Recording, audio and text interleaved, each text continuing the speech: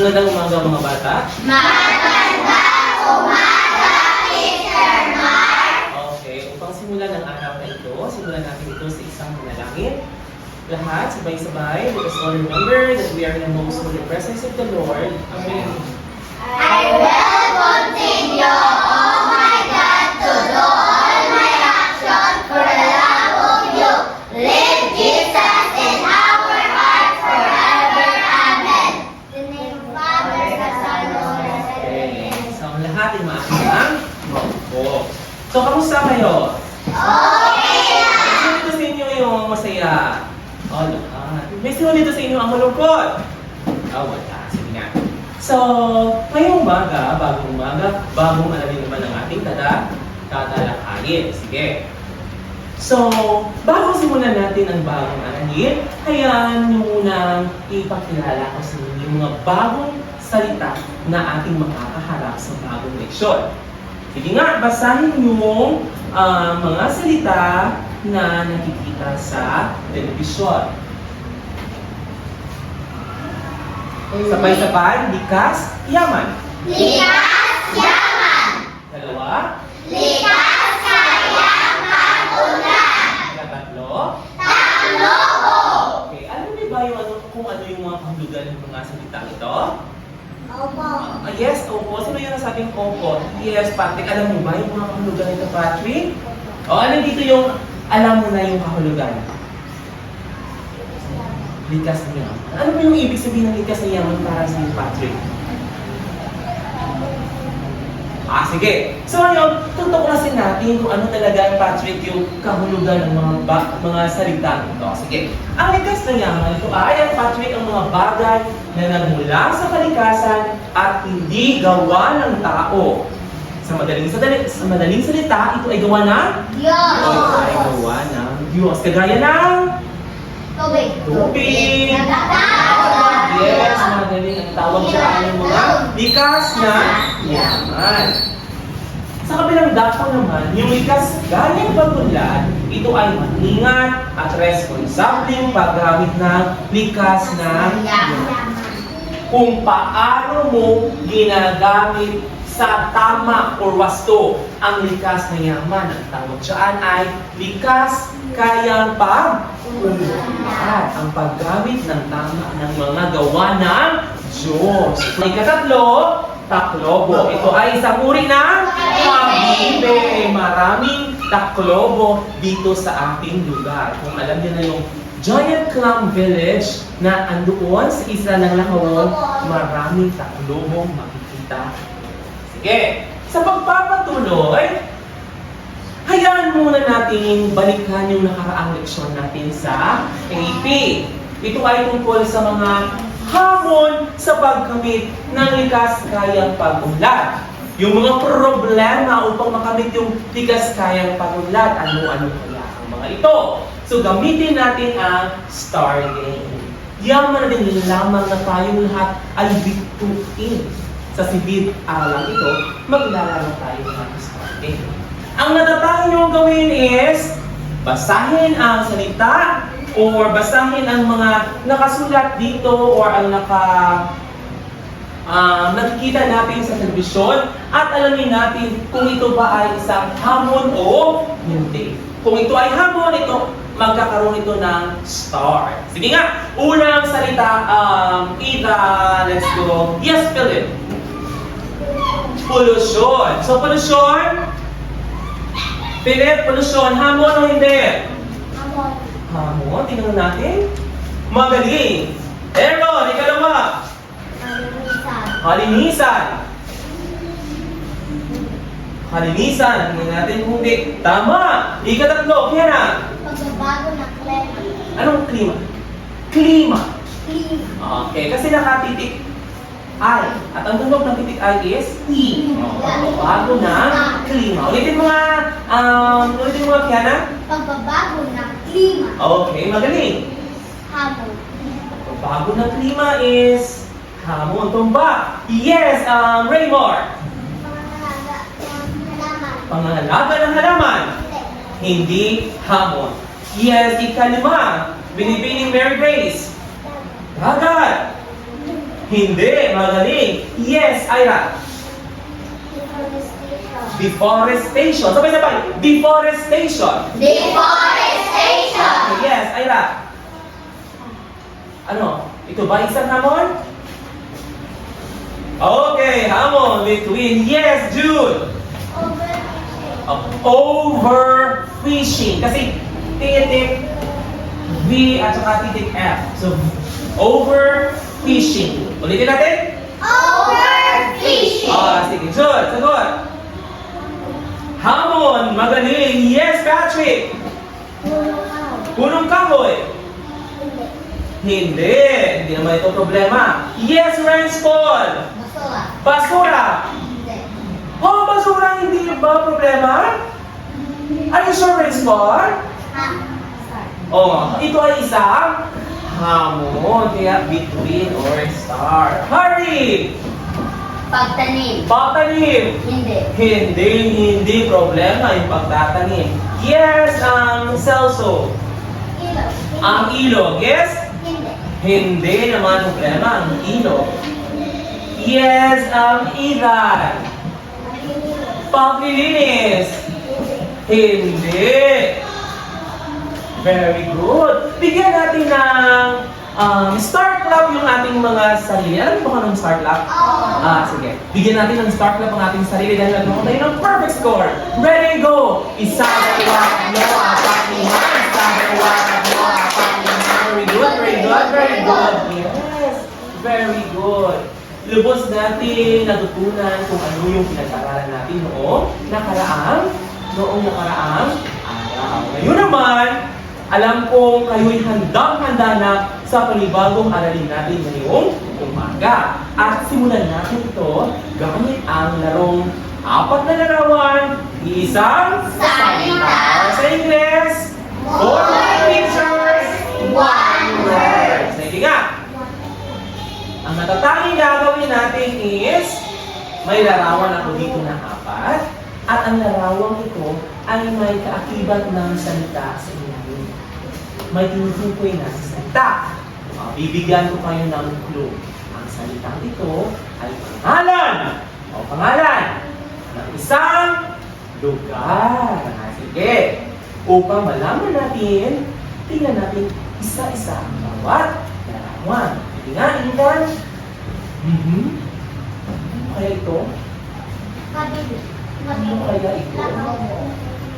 Yes, Ransford? Taklobo. Unang clue. Okay.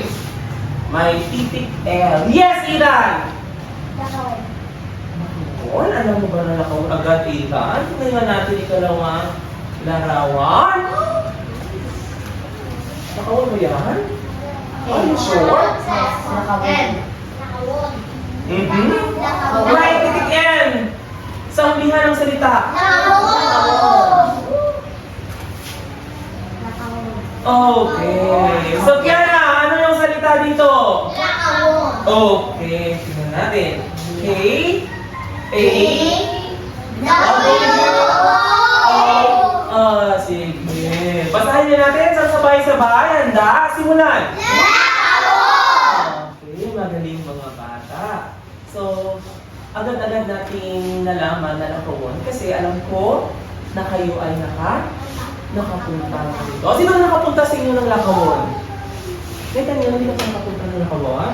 Hindi pa si Daniel nakapunta ng Lakawon. O ano ang masasabi niyo sa larawang nakikita? O sabihin na natin, ano ang masasabi mo sa isla ng Lakawon?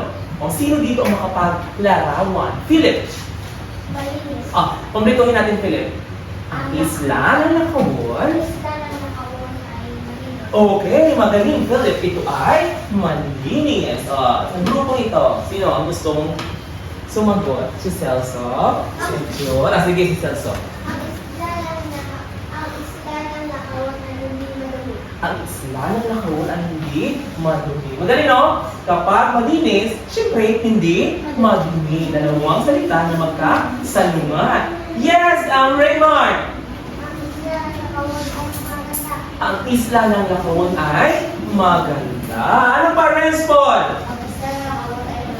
Okay, ang isla ng Lahon ay Malawa. Sige, tingnan natin ang unang larawan. Ano niyo ba kung ano ang larawan ito?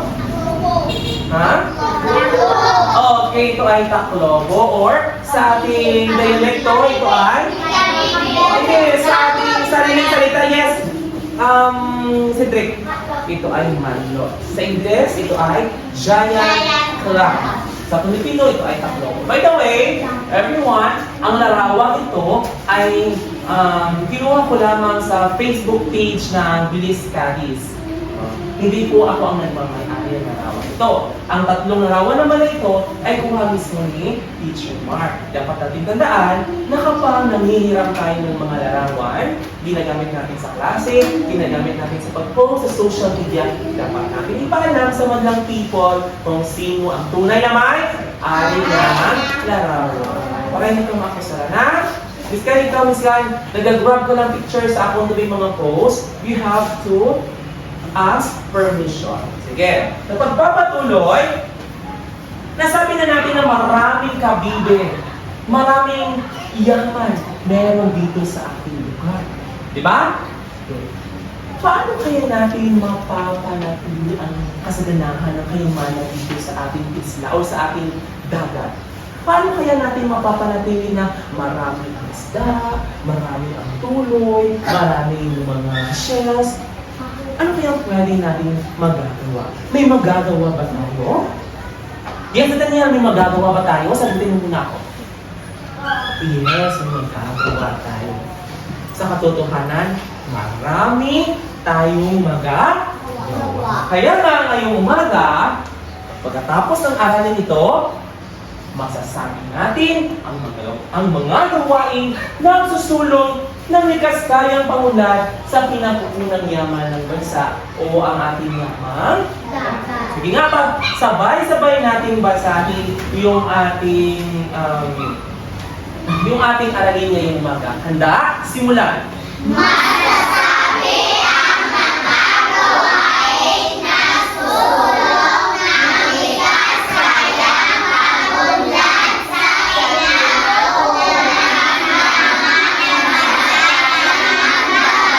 Okay, sige. Masasabi natin yung mga gawain. Makapagbibigay tayo at magagawa natin yung mga gawain na maaaring makatulong sa pagunlad ng likas kayang pagunlad ng pinagutunan ng ating mga dagat. So, para lubos malaman yung mga gawain, Harry, may kwento ako o may kwento kayong panununin ngayong umaga. Pero bago panoorin yung kwento, may mga katanungan tayo munang dapat sagutin. Basahin nga ang unang tanong. Celso. Sino ang Pangunahing. pangunahing kaunahan sa kwento? Okay, ikalawa. Kaya na, basahin mo nga. Anong katangian mayroon si Taclobo? Ikatatlo, Mary Grace. Gusto ko marinig ang maganda mong boses. Paano natagpo ang pananawi ni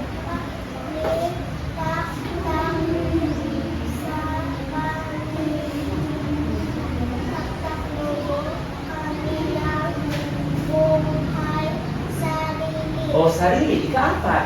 Yes, dito naman. Gusto ko si Patrick. Sige nga, Patrick. Ano ang silbi ng Taclobo sa dagat? Sige. Pagkatapos panoorin ang kwentong ginawa ko para sa inyo, masasagot natin ang mga katanungan ito. Sige nga, handa na ba kayo panoorin yung kwento? Opo! Sige nga, Harry, parang hindi ka pa handa. Handa. Sige, handa na. Si Taclobo, isinulat ni Mark L. O. Ligarde.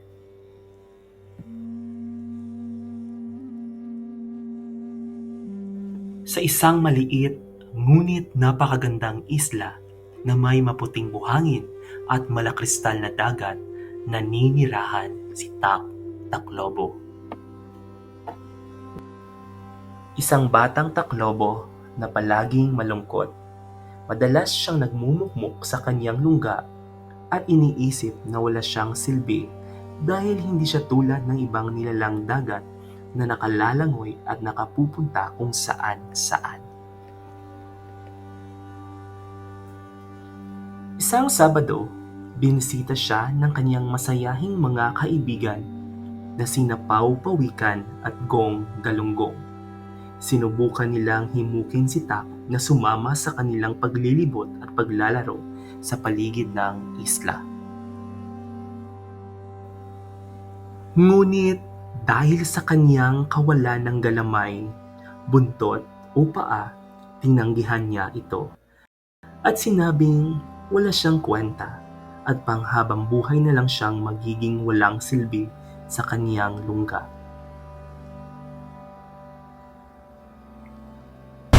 Bigla may malakas na pagsabog sa dagat. Mga ilegal na mangingisdang gumagamit ng dinamita ang dahilan. Dahil sa takot, nagtatakbuhan ang mga isda at ang dalawang kaibigan ni Tak ay naghanap ng masisilungan. Sa kabila ng kanyang lungkot at kawalan ng kumpiyansa sa sarili, buong puso silang pinatuloy ni Tak sa kaniyang lungga na nagsilbing ligtas na kanlungan laban sa panganib. Sa kaniyang lungga rin nagsiksikan at ligtas na nagkubli ang iba pang mga yamang dagat. Dahil dito, napagtanto ni Tak Taklobo ang kanyang tunay na halaga na siya ay may silbi. Siya pala ay tahanan at tagapagligtas ng maraming nilalang dagat. Nang matapos ang pagsabog, pinasalamatan siya ng kaniyang mga kaibigan at nangakong kailanman ay hindi nila kakalimutan ang kabutihang ginawa niya. Lubos na naunawaan ni Tak ang kaniyang mahalagang papel sa ekosistem ng dagat. Samantala, isang batang babae na may malasakit sa kalikasan ang nagulat ng ilegal na pangingisda sa mga kinauukulan. Nahuli ang mga mangingisdang gumagamit ng dinamita at naibalik ang katahimikan sa dagat. Pagkalipas ng ilang araw, nakita ng batang babae si Tak Taklobo at inilipat siya sa isang ligtas at masayang lugar kung saan naroroon ang daan-daang makukulay na taklobo, ang Giant Clam Village sa isla ng Lakawon sa lungsod ng Cadiz. Dito, namuhay si Tak ng masaya kasama ang kanyang tunay na pamilya.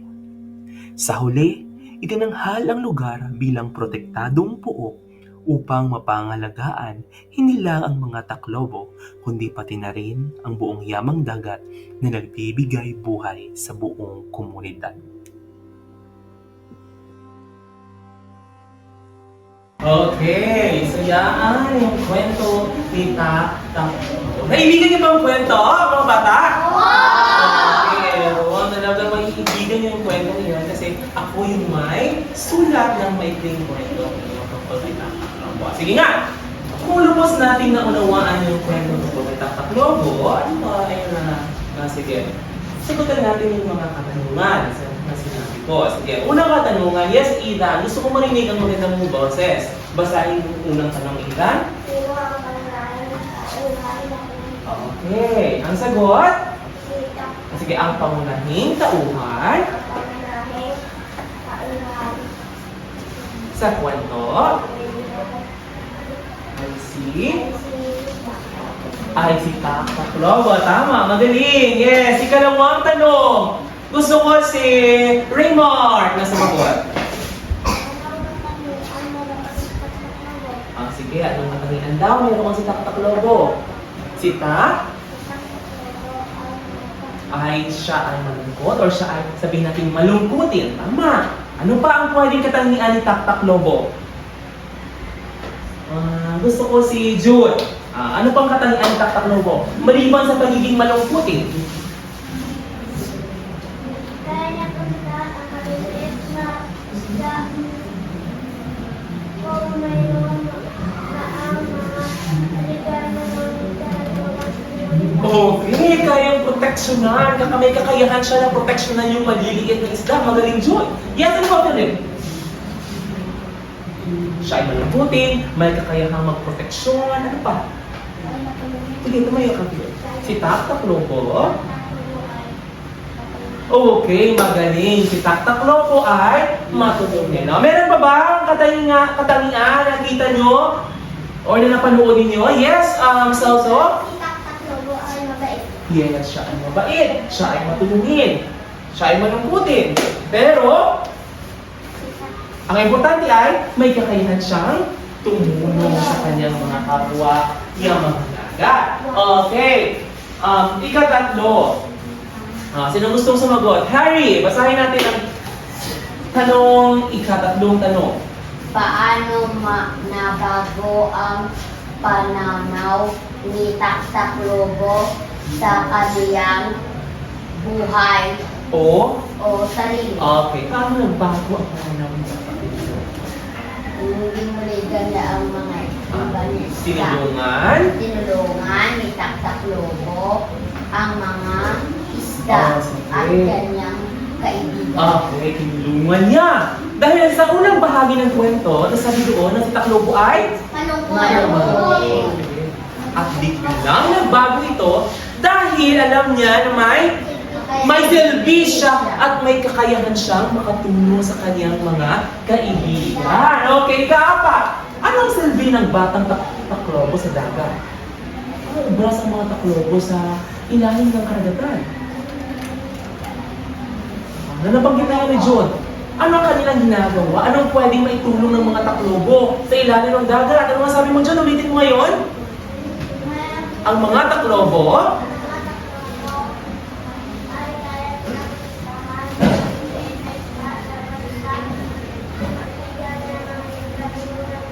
okay, magaling. May kakayahan ang mga Taklobo na proteksyonan yung mga maliliit na isda.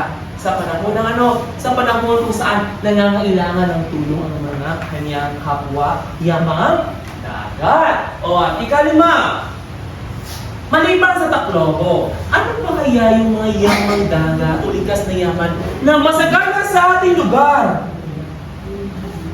Alam natin na maraming Taklobo. Ano pa yung mga yamang dagat na marami sa ating lugar? Yes, Aaron, hindi ko pa narinig yung magandang boses. Ano pa mga yamang dagat?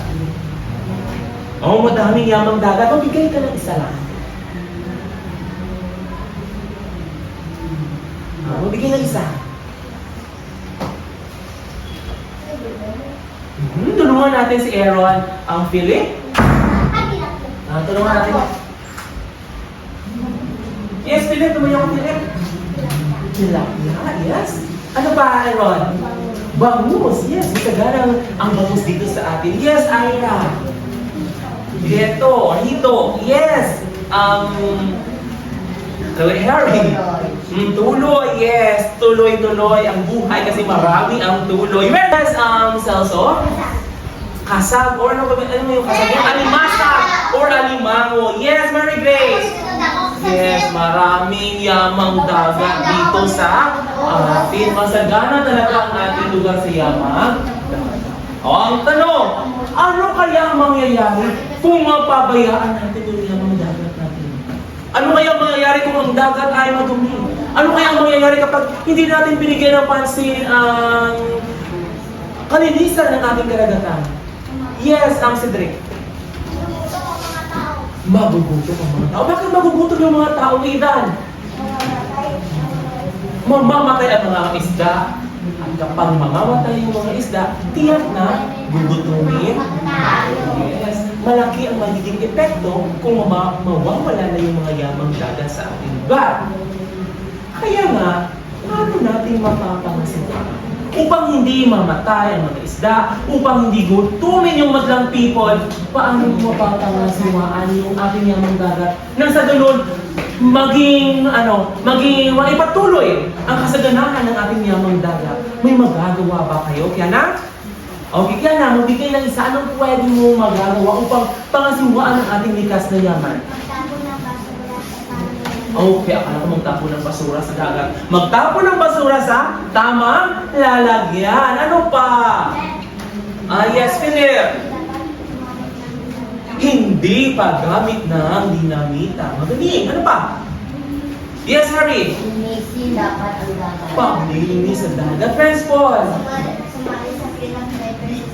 Okay, very good. Pag clean-up drive, ang mga Girl Scout ang pag-clean-up drive sa paralan, sa dagat, sa coastal clean-up drive, paggawa ng mga Boy Scout ng pag-aayos ng ating mga tanim ng mga halaman, pagtatanim ng punong kahoy, ay ilan lamang sa mga magagawa nating mga o kayong mga bata at ako bilang isang guro para sa mapanatili yung kasaganahan ng ating likas na yaman. Sige, mga bata, dapat natin tandaan, ang mga likas na yaman ay makikita sa kapaligiran.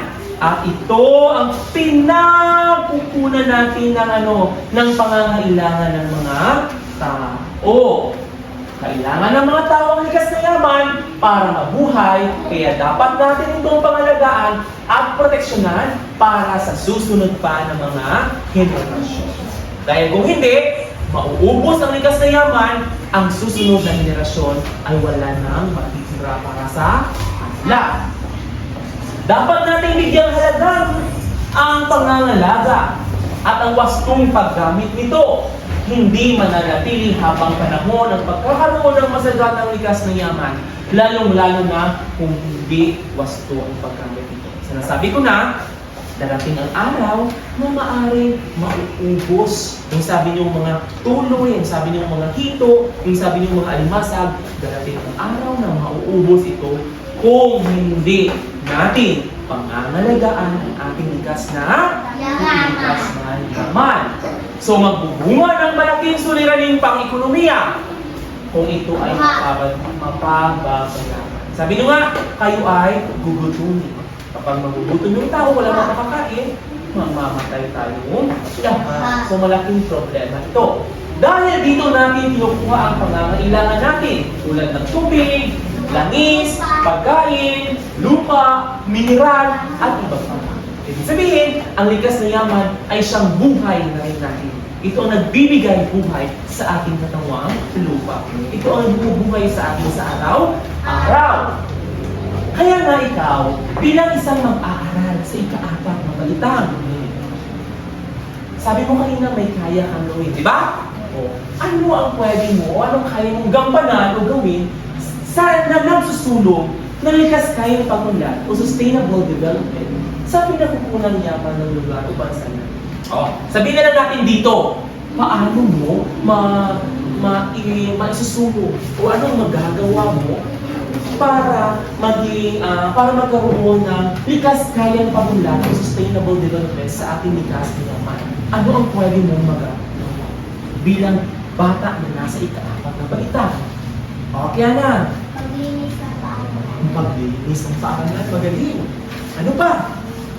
Yes, Ira. Kapag may makikita na basura, pulong. Wow, sana ko. Sige, tama. Kapag may nakita ang basura, pulutin. At Tina, ikaw, hindi ko pa narinig ang maganda mong boses. Pagtatanim ng ng punong kahoy. Yes, mahalaga yun. Ang pagtatanim ng punong kahoy, dapat nating tandaan. Yes, ano pa? Sino ba dito hindi nakapagsalita? Lahat nakapagsalita na ba? Yes, also. Dapat alagaan Dapat alagaan? Dapat alagaan ang mga lupa. Okay, dapat natin alagaan ang bata. Yes, Harry! Dapat ang mga basura, dapat ito yung sa basurahan. Okay, magaling. So, marami. Daan-daan ang ating pwedeng gawin bilang isang mag-aaral at ako bilang isang guro. Marami tayong magagawa upang mapanatiling masagana ang ating likas na yaman. So, ilan lamang ang mga ito. Basahin na natin number 1. Ready, go! Panglinis ang lamang tubig. Ikalawa. Pangalagaan ng mga lamang dagat. Ikatatlo. Pagtanim ng mga halaman sa ulos at sa pagkakatakan upang mula sa matulog sa pangangalaman ng kaligtasan at maiwasan ang mga erosion. Sabay-sabay, erosion. Erosion. Ikaapat. Sumali sa mga pinag-art o proyekto na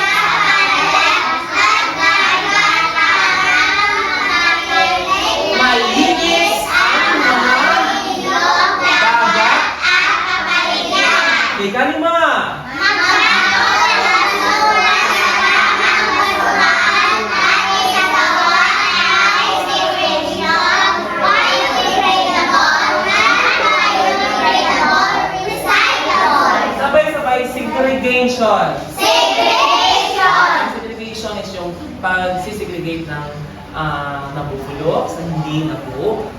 Sige mga bata, ang mga ito ay ilan lamang sa mga bagay na pwede natin magagawa upang maisulong ang sustainable development.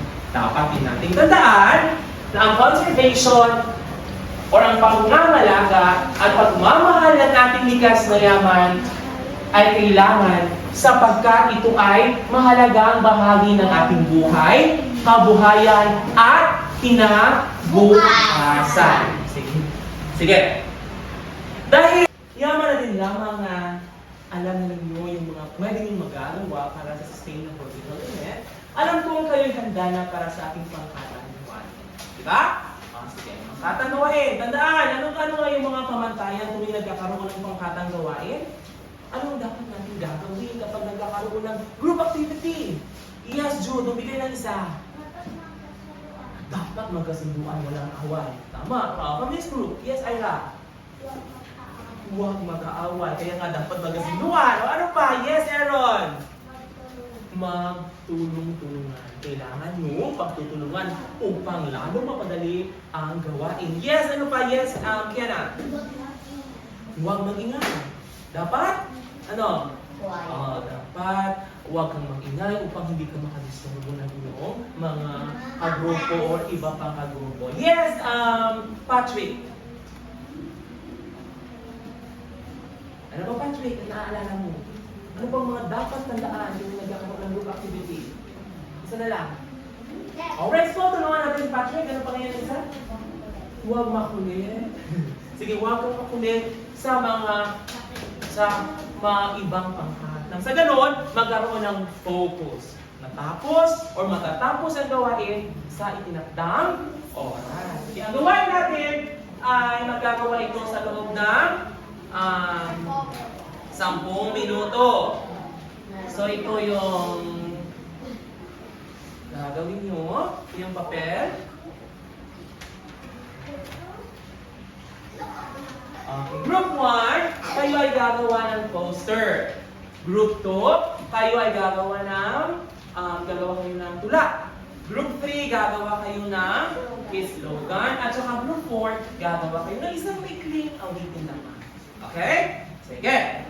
Ito yung rubrics. Ito yung mga dapat tandaan para makakuha ka ng malaking puntos.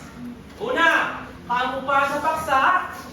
Tama ba yung ginawa ko tungkol sa sustainable development? Ano yung mga dapat gawin? 5 points.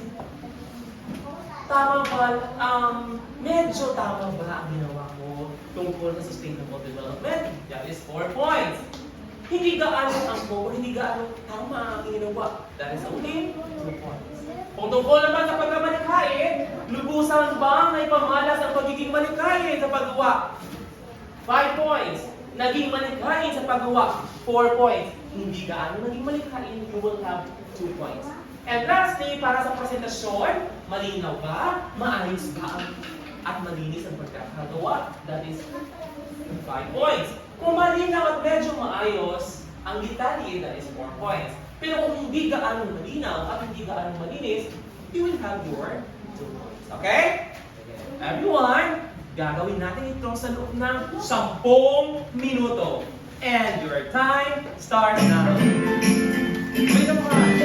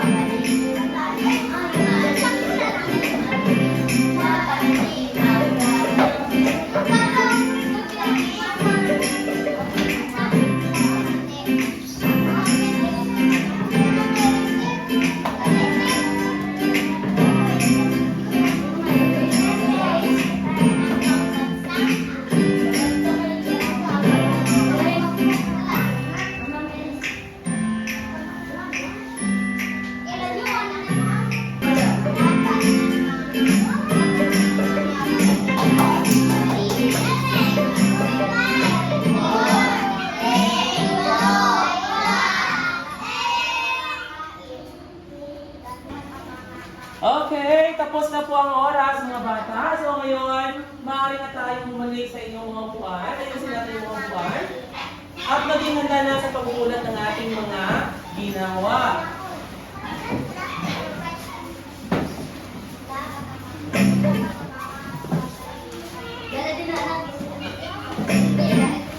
Okay, para sa presentasyon ng gawain, sino gustong mauna? Sige, kayo na lang, Irish. Sorry, mga Ira. Sige, Ira, dito ka yung ginawa. Dito ka, Ira.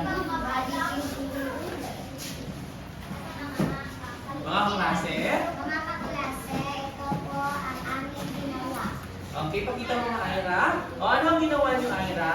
Naglilinis ng paralan. Okay, ang ginawa nila, Ira, ang paglilinis ng paaralan. Ang paglilinis ba ng paaralan ay paraan upang mapaunlad natin yung kasaganahan at maproteksyonan ang ating likas na yaman? Okay, ito ay paraan para magkaroon tayo ng sustainable development. Ang paglilinis sa paaralan, sa bahay, sa ating komunidad, at maging na sa dagat at mga ilog natin. Sige, bigyan natin ng palakpak yung pangkat ni Ira. Isa, dalawa, tatlo. Handa simulan! Apat, lima. Magaling, magaling, magaling. Okay, very good. So, malinis naman, klaro, at may akibat na pagkamalikhain ng pagkagawa ng kanilang grupo. So, makakakuha sila ng perfectong score. Magaling! Yes, Kiana! Ano nga naka-assign sa inyo, Kiana? Okay, paggawa ng tula. So, dapat apat kayo ang magbabasa ng tula dito. Sige, bigyan natin ng palakpak ang grupo ni Kiana. Okay na? Dito kayo sa harap. Sige. Handa, simulan! Mga kaklase, ito po ang aming ginawa. Group 4, lakahon. Ang lakahon ay malinis at masarap paliguan. Ang lakahon ay maganda. Ang lakahon ay maganda tignan. At ito ay ingatan. Okay! Magaling! Group 2. Pahirapan na inyong ginawa ang tula tungkol sa lakahon. Ipakita ba dito ninyo ang pamamaraan kung paano ito pangalagaan? Kaya na? Ipakita ba dito ninyo sa inyong tula kung paano ito pangalagaan?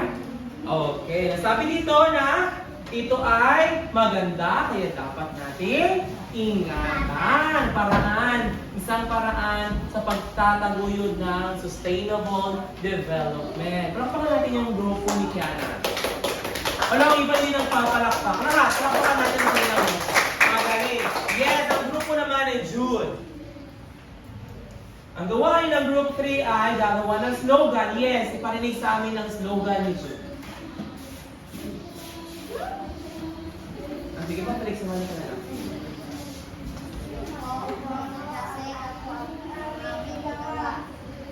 Pangalagaan ng likas na yaman dapat isa sa buhay at tandaan.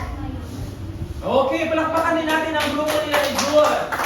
Klaro, madetalye, at ipinapakita nila dito na kailangan daw isa buhay. At tandaan ang pangangalaga ng ating likas na yaman para sa sustainable development. So makakakuha din sila ng perfectong score kagaya ng Group 1, Group 2 at saka ikatlong pangkat. Tingnan natin ang panghuling pangkat. Sige, ang panghuling pangkat kayo ay gagawa ng isang ng isang awit. Okay, tingnan natin. Anong magagawa ng ikaapat na pangkat? Handa, simulan! Mga klase, ito po ang aming ginawa. Mga kaklase. Ulitin, Clary. Mga kaklase, ito po ang aming ginawa. Dapat ang kapaligiran ay malinis at hindi madumi. Dapat hindi gumamit ng dinamita dahil baka ang mga isda ay mamatay. Wala tayo'y makakain. Ay, wow, very good. Palakpakan natin ang grupo ni Harry. Marami tayong palang singers dito sa loob ng ating series. Sige, sinabi nila dito na dapat daw panatilihing malinis ang kapaligiran at ang hindi paggamit ng dinamita. Very good. So, ang grupo ni Harry magkakaroon din ng perfecto score. Bigyan natin ang palakpak ng ating mga sarili. Okay. So, bago magtatapos, kumuha kayo ng papel at ito yung gagawin natin. Babasahin ko muna yung panuto. Magbigay ng 5 natatanging paraan kung paano mo mapapahalagahan ang mga gawain na susulong ng likas kayang pagunlad ng sustainable development. 5 bagay na magagawa mo upang maisulong ang sustainable development. Kagaya ng ginawa nyo, ano ang pwede mo magagawa para mapanatili ang preservation at conservation ng ating likas na yaman. Ang hinihiling ko ay 5 lamang. Naiintindihan? Oo, sige. 5 lang.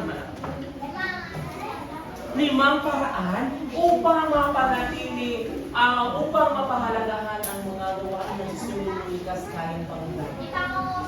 Pwedeng pangungusap, pwede rin, mga salita.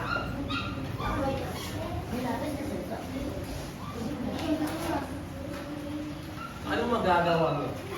Pwedeng pasalita, pwedeng pangungusap na buo ang gagawin.